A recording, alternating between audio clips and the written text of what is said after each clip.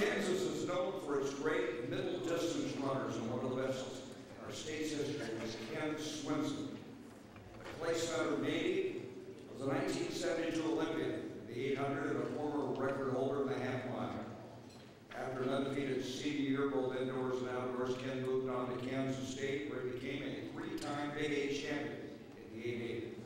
He was simply brilliant for the Wildcats, anchoring 4 K-State relay teams to world records, 2 NCAA championships, and 1 American record. Ken was part of one of the greatest 800-meter races of all time during the 1972 Olympic trials, when he edged his rival, Jim Ryun, at the table to qualify for the Olympic Games in Munich. The 4-time All-American was ranked first in the 800 meters by Track and Field News in 1970, and that same season, he set the U.S. record in the half mile. Our final honoree of the night, please welcome Ken Swenson.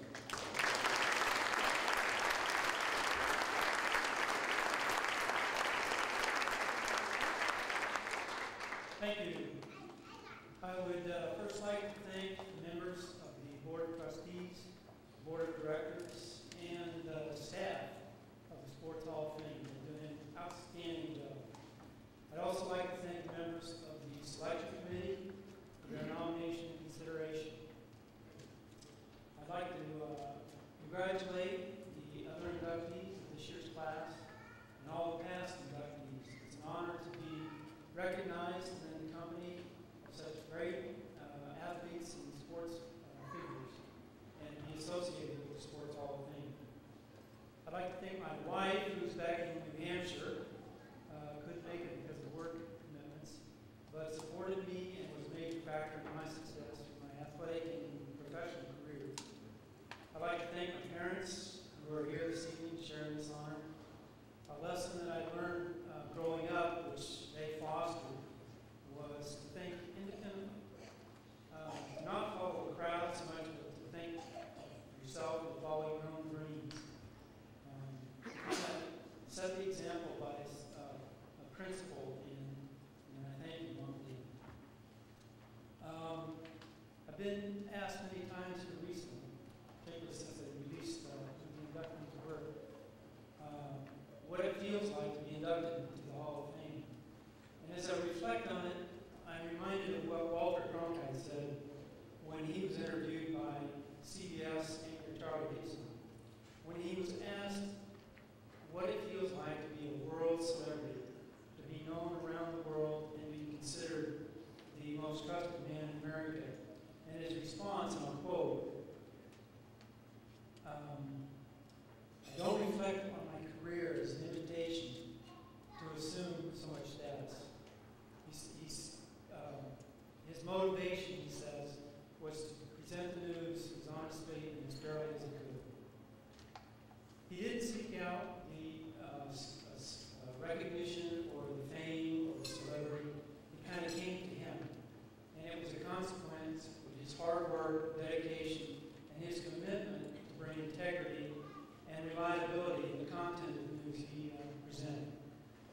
My dream out of high school, or my junior year, certainly my senior year in high school, was to go on and compete at the collegiate and national level. And my times out of high school weren't that great, so I wasn't recruited really that heavily. But K-State, Kansas State University gave me the opportunity to chase after my dream. The recognition, the accolades that I received during my tenure at Kansas State were really a result of great coaching, hard work, and a commitment to follow my dream. The awards, the making the Olympic team, and being inducted into the Kansas State Hall of Fame, the Drake Relays Hall of Fame, and the Ahern Man of the Year Award, and now to be inducted into the Kansas Sports Hall of Fame is beyond all expectation. And I want to thank everyone who's been involved in helping my career that's led to this honor. And I want to thank the coaches that gave me the direction and coaching. And CCC H.S, John Lane, and the three Magnetic College at Kansas State University, Lost Dogs, John Lloyd, Lloyd, and Bill Favor.